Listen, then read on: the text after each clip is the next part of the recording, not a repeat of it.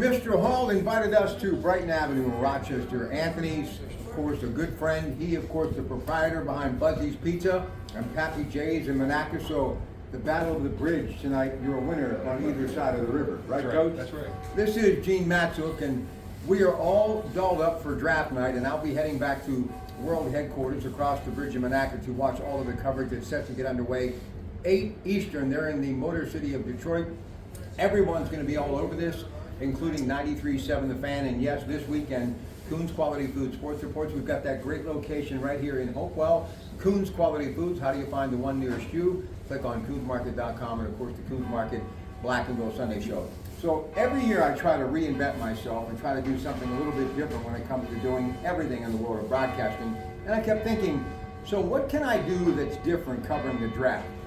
Year after year, you go over the names, all of the things that they are known for as far as their 40 time, their vertical leap, all of the stats, who they are, everyone's mock draft. But I said, you know, why don't we get a coach who's been at it a long time and talking about how different positions have evolved and how do you build a football team? And no one has had more success than this man here in Rochester. So let's begin with the offensive line and how that has evolved, Coach, in your business.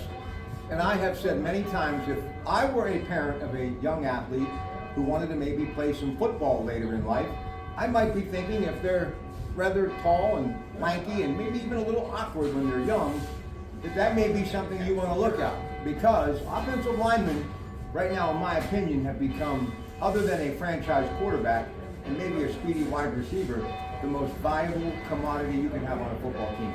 How has that position evolved? No doubt. I think the offensive line, if you look over the draft over the last several years, the offensive line has been the number one position, all right, in the draft.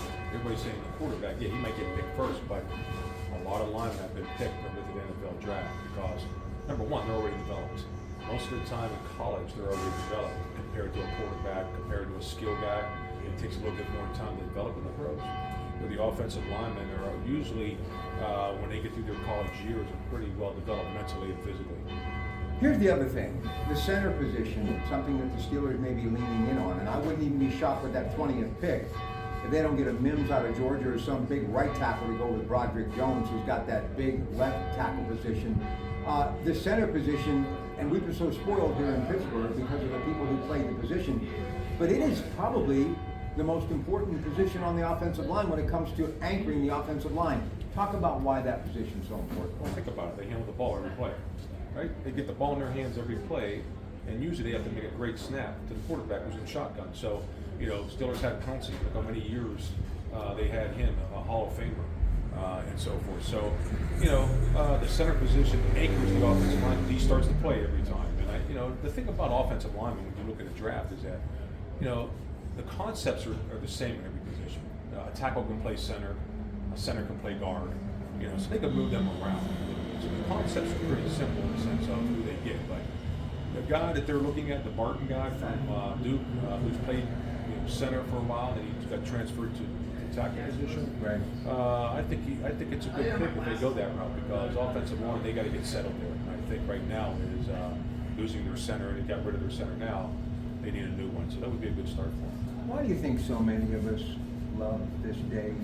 It's like a holiday. I mean, you just stock up on Buzzi's Pizza and you go back to your cave and that's exactly right. Watch the coverage. You go to your man cave and you get Buzzi's Pizza and you put your feet up and you have a good time and especially tonight because it's the first round. It is. So it's just one day of the first round. It takes 3 hours, but you know what? The first round is always exciting. It is. We're talking about how do you build a football team. So you're putting a team together, and I don't know how you've done it, but the numbers you have, you just win year in and year out for decades. It's amazing. Going back to your brother, I think it's one of the most successful stories in the WPIL. But the question is, building a football team. So offensive line is something that's on your mind even as much as the skilled positions are? Yeah, I think so. I think the offensive line all got to start there because that's what starts it. I mean, you can't have a good running back if you don't have an offensive line. You know, the quarterback can't throw the football if you don't have a good offensive line to protect them. So, you know, it starts with your offensive line. But the thing is, you know what, when you look at things, you know, everybody's going to say, take the quarterback. You know, the quarterback in the draft. They're talking about the 4 quarterbacks here in this year's draft, how good they are. But the big thing about that, Rob, is that I think you've got to have the people around him to make that quarterback good. So you got to have them good receivers. You got to have them good running backs. That's what will make that quarterback. That quarterback ain't just going to come in on his own, you know what, and just do it on his own. He's not the big wig on campus anymore when you come to the pros. The pros is a different animal. And so now he has to work his way and progress his way up through the system in the sense of that NFL franchise. So, you know, when you get that offensive line and then you need those other guys around, all right, to be able to do their jobs, which will make everything work. All right. You just have a great athlete there, quarterback, and nobody else. You got to have the building block around him. Okay, Gene Matsook, head coach of Rochester. We're Buzzi Pizza, Brighton Avenue, getting ready for draft night 2024. The commissioner is going to be hitting center stage in Detroit very soon, a little after 8 o'clock with the first pick. And they're saying it's going to be Caleb Williams for Chicago. And how about, speaking of offensive line, what he did? He said, I'll come receive this Heisman Trophy only if you pay the freight to bring my offensive line. And they went back and forth a little bit, but in the end, even he understands without them, he's not getting that trophy. Yeah, no, I mean, they understand the concept. You got to have the front five up front, and I think it's very important, especially in the pros. You know, I mean, you've got different defenses, you've got great edge rushers, and I think that you know what, if your offensive line is not at a high level, it can break a lot of things down. I mean, we take a look at the Steelers this past year, and their offensive line wasn't really settled. So you saw the running game was inconsistent, the passing game was inconsistent. Right, because of the offensive line. So hopefully, you know what, the Steelers can do their part in the sense of get that offensive line together. And so I think once they do that, I think things will materialize for them. Before we leave the offensive line, Coach Matsook, the other position which has evolved, and we've got Pat Fryermuth, and I understand that, but I threw something up earlier today from the home studio just to stir the pot a little bit. This Brock Bowers out of Georgia, he's a stud. He is. He's a hybrid. He's like a Travis Kelce. He can stretch the field. Yes. I'm just saying, because of all of these great quarterbacks, some of the players who would have been going in the first 10 are going to be dropping back to maybe the second or even that third part of the first round. If you have a guy like him sitting there at number 20, or is he even worth maybe trading up for? Because I think, especially if it is Justin Fields moving forward, if they can get a new deal done, imagine having him as that tight end. You're not so concerned about getting another wide receiver to go along with Pickens, because he can play either tight end, traditional tight end, or even a slot if you need him to be a slot, or you can split him to the outside. I mean, that's the kind of talent that this guy has. I don't know about his blocking skills, but believe me, this is a guy that I think you have to take a look at. Yeah, I think it's a thought. I mean, it really does. The question is, do you want to trade up for him?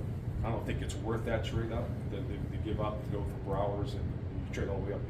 He's probably, they're looking at maybe projecting him maybe in the 10, 11 spot. That's not bad. In that area there. Do they want to move up to that spot? I don't know. That's a good question. I mean, he's a great athlete. I think he's a Kittle, he's a Kelsey. He's got that potential to be that good.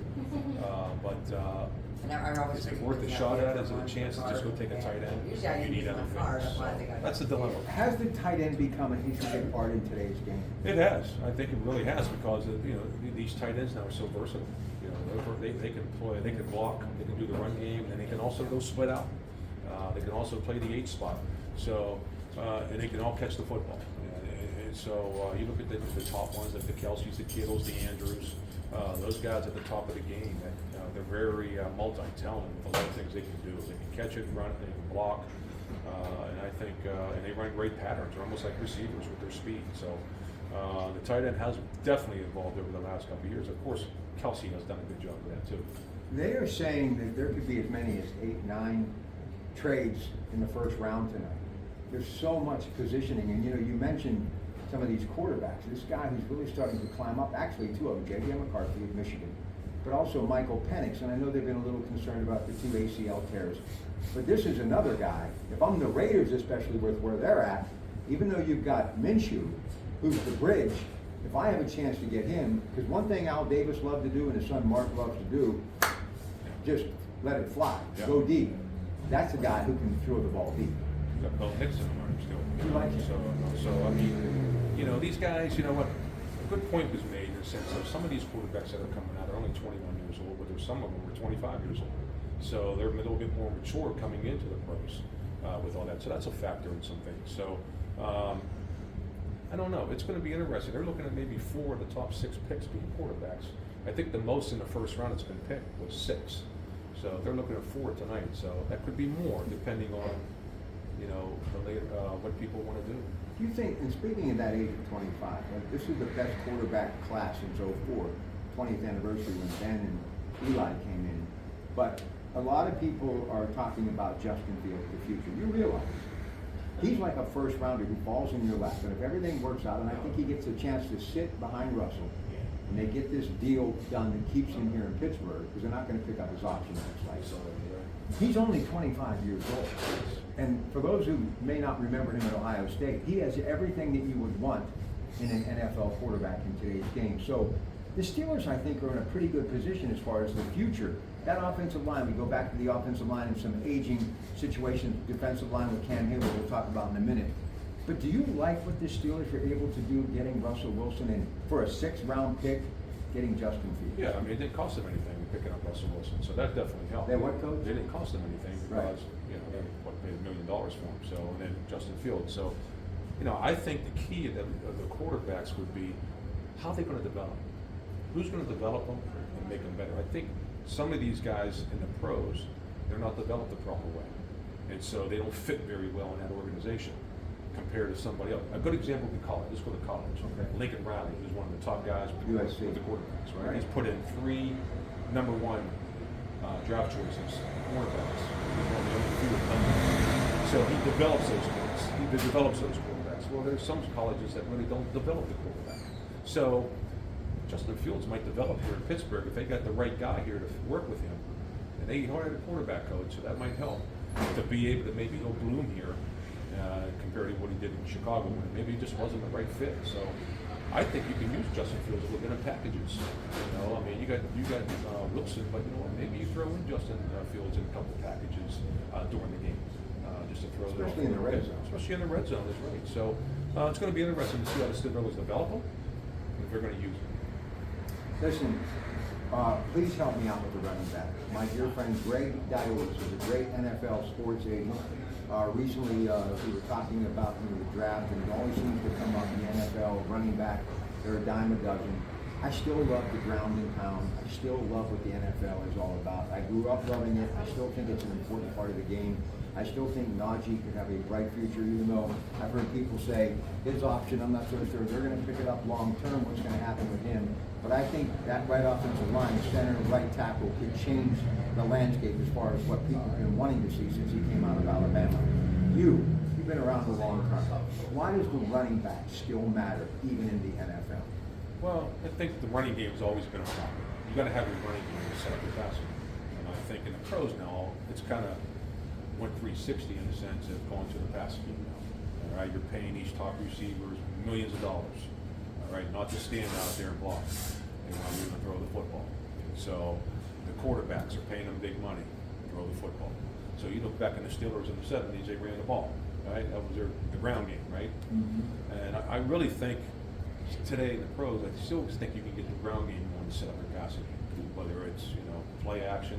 You know who does that very well is the Chiefs do that a little bit, and so does the 49ers. They do a good job of McCaffrey back here. That they run the ball with them, they know play action with them. It sets everything up. So that running game in the pros should be able to set up your passing game a lot. And I'm hoping Arthur Smith from the Steelers can step up with that. He seems to be that guy down the lane. He did a little bit of that, so he likes to run the ball. So hopefully, but that all goes back to our first question you posed with the offensive line. Is the offensive line going to step up and be able to establish the running game and set up everything? So we'll see. Why all of a sudden this love affair with wide receivers making hundreds of millions and like 100 million, 80 million guaranteed is like nothing? And if they're not happy like Ayuk, I'm going to leave. What is up with the wide receiver position? Now you've got Marvin Harrison Jr., who probably will break the streak of quarterbacks being taken in the top 5 out of Ohio State. His father, of course, a perennial All-Pro, Hall of Famer. Why the love affair with the wide receiver? Because it's just developing into a passing league. That's what I really believe. I think the pros have developed into a passing league. So now, of course, we're going to get the best receivers. It's a game of speed, too. And, it is, Coach. It's a game of speed. And it's really developing down into the colleges and almost down to high schools. And they know about how much you can bench. It's how fast you can run. And I think that's a big factor. And so, like I said, I just think the NFL has really progressed into a passing league. Now that it's a passing league, they're top receivers. They're going to pay the money for and get these top receivers. That's where Pittsburgh's kind of. They need to recruit. They need to get some good draft choices in receiver. They lost some good receivers, and now they're kind of paying the price for that a little bit now. So hopefully tonight they can get some receivers or in the first couple rounds anyway. Some receivers. All right, so this is pure because I love the Pitt Panthers and that Fitzsimmons, young man from Monaco. I was talking to his dad George the other day. Cam Hayward's getting a little older. He has a couple of good years at Pitt. Maybe we get a hometown discount, and he ends up with the Pittsburgh Steelers. That would be a perfect, I think. Definitely. Dream come true. Definitely. But in a 3-4 defense, is that defensive lineman as important in a traditional defense? And how significant has Cam Hayward been in success? Everybody talks about TJ and Highsmith and others, Mika Fitzpatrick, but how important is it going to be to find a replacement for Cam Hayward? Yeah, it's going to be a big. I mean, you take back to the Steelers. I mean, they always had that big nose guard, that good nose guard. Casey Hampton. Those guys clogged up the front. They took the run game away. And made it a little bit easier for the back six, and so the back seven, whatever it is. So, these days now, they're in a 3-4, then they'll slide to a 4-3 a little bit. They'll find a 4 front. So, but you got to have that good nose guard, and Casey, like you said, Casey Hampton, Hayward. It's going to be a big field. As you can see, with Hayward coming down a little bit, they're struggling a bit up front because they haven't replaced the guys on each side of them. I think they're struggling a little bit up front. So that's going to be their next need here real soon. Yeah, well, here's the other thing. You have Troy Polamalu, who could make up for a lot of mistakes. Sure. And Shazier was supposed to be the heir apparent. Sure. And that didn't work out, obviously. And he's doing well, but man, it would have been nice to see what he could have done. Now they're saying Mika may have more chance to roam because of Joey Porter coming into his own. Does that make any sense? Yeah, it does. He's always going to be like a Polamalu. He can come up into the box a little bit, help out with the run or whatever he needs to do, or they can play games with him a little bit. So that's big, and like you said, their inside linebacker spot has to get developed here. So, they lost some linebackers, and, when you had those good linebackers in there, they can fill a lot of holes. So it's going to be interesting in their defense in the sense of they picked up a guy from Baltimore, which I think is going to be Queen. It's going to be really good for them. Yeah, definitely. So it's going to be a step up. So, I think right now on defense, I'm looking at D lineman, another corner would help them also. Special teams, as a coach, everything? It's number one. We always say when you label your 3 phases, special teams 1, defense 2, offense 3. And you got to have great special teams because they can turn a game. Whether it's a fumble, whether it's a break one, whatever it may be. So your special teams got to be good. You got kickoff guys got to be critical. You got your field goal guys got to be critical. They all come into play. So special teams are very, very valuable. When you look at the pros, it's tough now. They change the rules on pros. Yes. So it kind of eases it down. College and high school. So it's very valuable.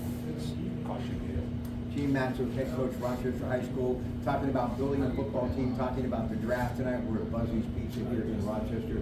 How many pieces of this pizza do you think you've had? I don't know if I can count. I bet I got to be close to 100. Easy. No doubt. Easy. Come on, coach. I mean, like, a little bit higher than that. Maybe close to 2, Rob. I don't know. I think we had a trade one night at my house. But listen, I just want to get caught up on a couple of other things as far as the NFL. This has become a spectacle. This is a huge night. And I love the brand. I love everything about it. And I'm channel surfing. I'm trying to get the latest this and that. But one thing that's happening in the NFL that kind of worries me is quarterback has become like everything. Everybody wants the next franchise quarterback. They want another Patrick Mahomes, which I don't think is going to happen. He's a once-in-a-lifetime type quarterback. And you get a guy like a Mac Jones or a Zach Wilson who they shove in there, and it doesn't work out. And the next thing you know, they're out of town. Wilson's in Denver. Mac Jones is in Frisco. Baker Mayfield had to go to the Rams to Tampa to get the big contract effort. It didn't work out in Cleveland. So my question is, why is it that these franchises feel the need to fuel it right now, that quarterback position? You got to give these young men. That's why I don't have a problem with Justin Fields, even though he's been in the league a while. Give him a half a season. Give him a whole season. As you said, some packages to get him in there. And if I'm J.J. McCarthy, they're talking about maybe New England or the Giants. I would rather want to go to the Giants, even though he could probably play now. Go to the Giants and sit behind, Jones for a year because he's going to be gone. and at least you have a chance to get your feet underneath you. The quarterback position, these are fragile athletes, mentally and obviously physically. I just think they need to dial it back a little bit. And if you look at some of the most successful quarterbacks in the history, Aaron Jones, now you've got Love in Green Bay, same thing, sat behind him. Jones sat behind, Brett Favre. I think it's important to give these young men an opportunity to put their chin strap on and sit and just kind of take it all in a little bit. I agree with you 100%. And I know some of the franchises don't even got a quarterback there already, so they got to go right into that position. So, but I agree with you. I think them sitting a year, learning the system, learning how it all works, and then coming into that second year, they're ready to go. And the quarterback position is delicate. I really think everybody's chasing Mahomes. He was the guy. We want a Mahomes. We want a Mahomes. We want a Mahomes. And there's so many intangibles with that quarterback. And some of these guys in the NFL, these colleges guys, they're the big wigs on campus, like I said. But when you come into the pros, you're not the big wig on campus. Right? You think you're entitled to everything. You're not entitled to anything. So it's a different animal up here in the pros. And you got to develop. You have to develop in the pros to be good. And it should be a step by step thing. So.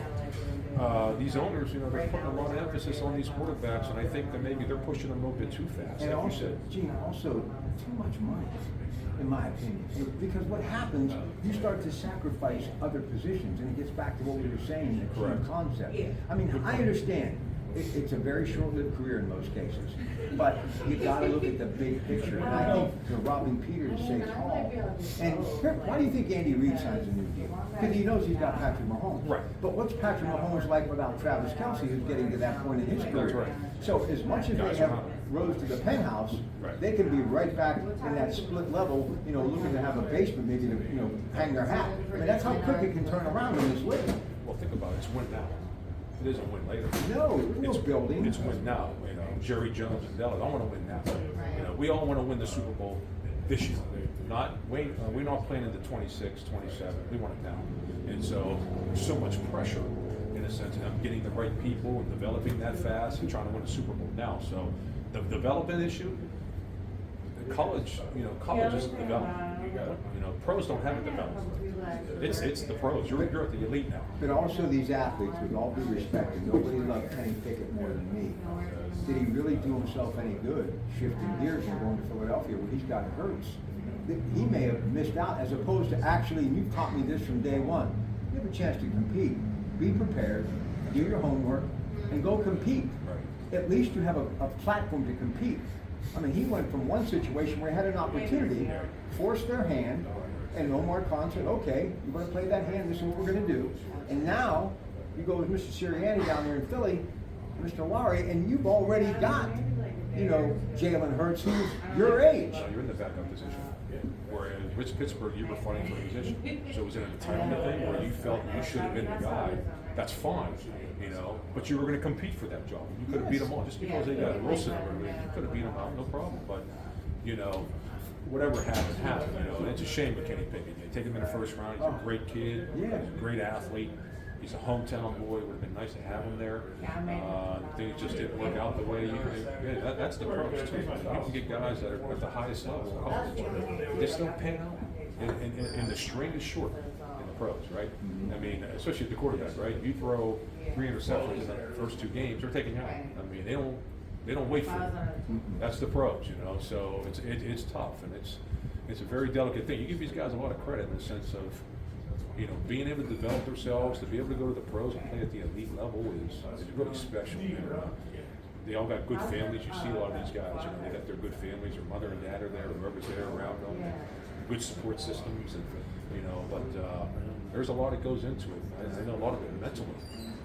The biggest factor. I see what you do during the regular season, and high school pros, a little different for sure, but the preparation. Can you imagine the time that goes into preparing a draft? Oh. Geez, I couldn't even imagine. It's a lottery. Then you got to hope they pan out. It's going to take 2 years to see if they pan out, right? It might not. You roll the dice. You're hoping I draft Your Pratte. He's going to pan out. He may not. Well, you may. But listen, the best part of this whole year is that Bill Belichick is going to be on ESPN. Yes. Listen, It'll be YouTube tonight with me and Pat McAfee, the young man from Plum. I went to West Virginia, kid for Indianapolis.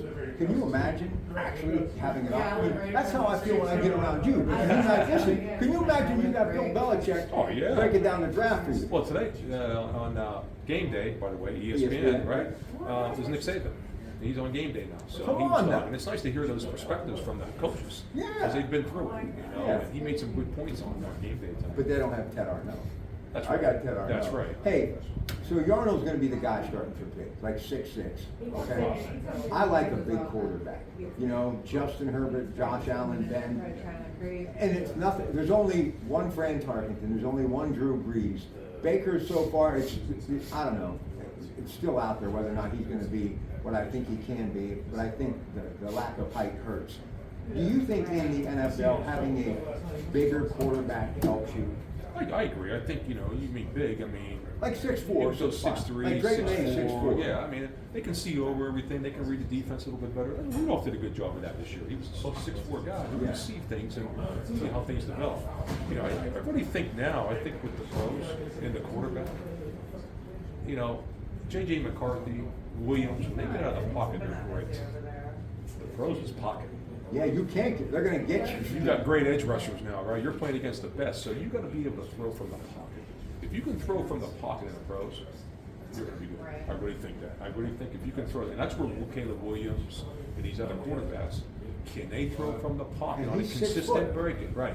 And another thing is they know how to win, because think about these quarterbacks when they're going to come out. They're throwing every defensive matchup.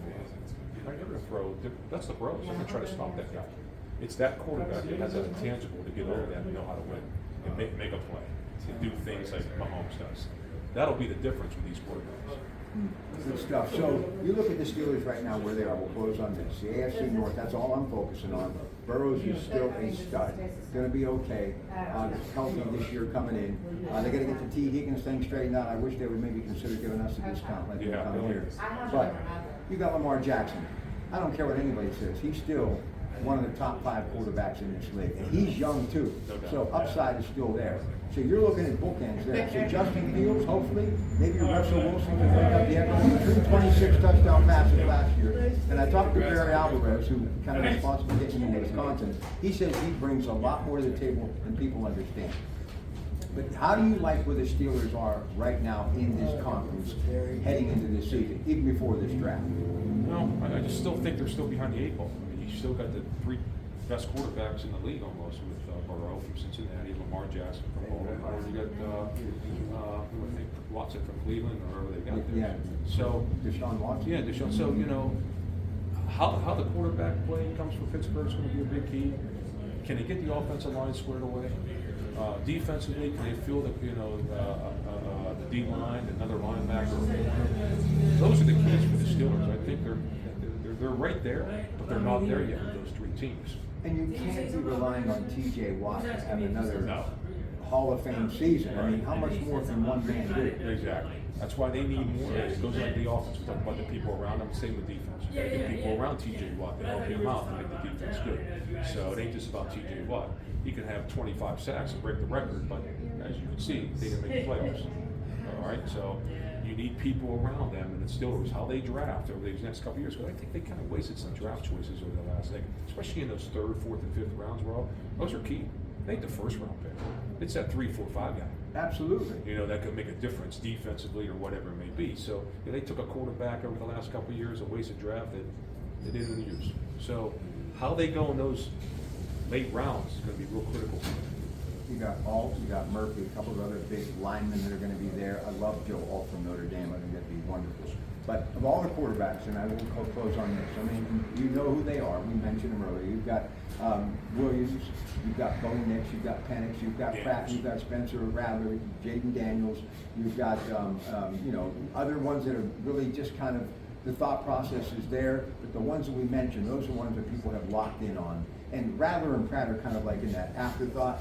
But the Jaden Daniels, the Caleb Williams, those are pretty much a foregone conclusion, meaning Chicago and Washington. But this New England pick is really interesting to me on what they can do. This is the first time they've been there in Robert Kraft's tenure. I mean, they're always there for years. They were number 32, kind of like Kansas City. Sure. So, of all of those quarterbacks, if you could have one to lead your team, who would it be, Coach Max? Boy, that's a tough one, right? I think the guy you're kind of overlooking is May from North Carolina. Great name. Now, he's a tall guy. I think he looks like a pocket guy to me, so he can be pretty good. I think in the pros. Well, his dad was a coach. That's right. He played at North Carolina. Right. He was Coach Brown. One of his, I think he was a coach for him at North Carolina. Yeah. And you look at Graduate assistant. Yeah. So you've got some great. I mean, the guy from LSU, I think he's athletic. He reminds me of Stroud from Houston. I think he can make a difference. Did you see that? No, I didn't really. I mean, he sat a year. He sat a year, and he developed, and he came out of nowhere, didn't he? And he had a great year, so that's great. Do you think Bryce Young, if he gets the right people around him, still has some upside down there in Carolina? Yeah, I think he does. I just think the situation is good in Carolina. And there's another good example of development. It's not developing down there. They pushed him way too fast. Pushed him way too fast. No talent around him. Deontay Johnson's going to help. Yeah, that'll help a little bit, but it's like these quarterbacks when they pick first round. They have people around them. You're going to have people around them. I mean, Fields went, but he had nobody around him. Gene, how is it that Bill Belichick does not have a job in the National Football League? If I'm an owner, I would have been on that phone so quick. And he will come back, but it's such a gift to be able to have him doing this for us football fans tonight. This would have never happened unless he left, but now we're going to have a chance to. This is what this guy's done his whole life. And who was on that staff in Cleveland when they were turning things around before Mr. Modell left town? Nick Saban. Right. So it's an exciting night. Yeah. Listen, thanks. I appreciate Enjoyed you it. doing this. It's a lot of fun. So what's going on with your program? Let's talk about Rochester. And I know we want people to understand we're working hard and trying to get some money raised to do some much needed improvements to that beautiful place. Yeah, we're trying to get a field house. We're trying to get a track going, for our track team. So, we're trying to do some things a little differently. I think, with the successes we've had at Rochester. A lot of it. I think it's time to upgrade some facilities, whatever it may be. It's been like that for a long time now, and so we need to take a look at that a little bit more, in a sense of what we can do better for the stadium or whatever it may be. They're fixing up other sports, which is good. That's what they should be doing. Right. So, but I think we need to take another step up in that part of it. So right now we're on hold with all that to see where we go. Don't know if we'll have it by this year, but I'm hoping to have it by next year. So we'll see what happens. And believe me, this is a great school district, great administration. This is a wonderful community. My children still live here. So in a perfect world, what would you like to see as a guy that painstakingly could have left, done anything he wanted to do, but stayed the course, and you've been so true to this high school because you love Rochester. But in a perfect world, Coach Matsook, what would you like to see happen at that place that you call home, your other home? I'd like to see, like they said, the field house. That's important. Get renovations. You need a weight room. We need the renovations for the stadium and so forth. I think that's what needs to be done. That would be my wish list. Is sitting hoping it can come. All right. Everybody's talking about the whole number situation in high school. It's in the news every day. You're a guy that's lost numbers year after year, but you've been able to be competitive.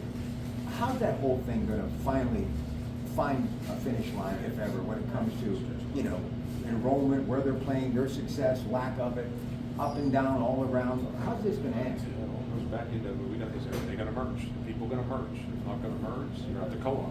Well, tell the audience how this co-op works. How does that work? Usually what a co-op does is, it's we'll use New Brighton, Rochester as an example, that they co-op with each other for football. You see other sports get co-op in track, maybe golf, all that. And all you do is you take the enrollment and combine the enrollments of those schools. Right. So it might move you up to double A. So if you do football and you put them down, it might move them up to double A. Just take the boys. So it's usually a co-op where you share services. That's what the co-op's for.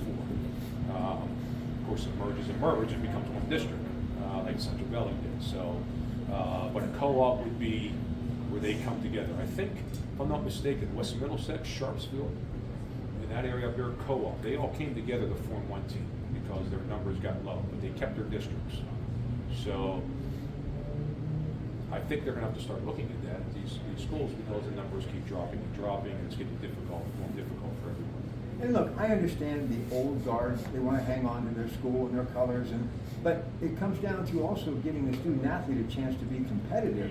Sure. And to have memories, because some of these schools, the numbers have dropped so bad, it may be years before they even have a winning program again. Sure. I mean, usually it's, people want to keep their colors. Yeah, We want our identity, and we want to keep that. But I think we need to look out for the kid, the student athlete, and what's best for them. If you're graduating 30 kids or 40 kids, you're putting those kids in tough situations in a sense of football, where you need larger numbers to do that. It makes it a little bit more difficult for them.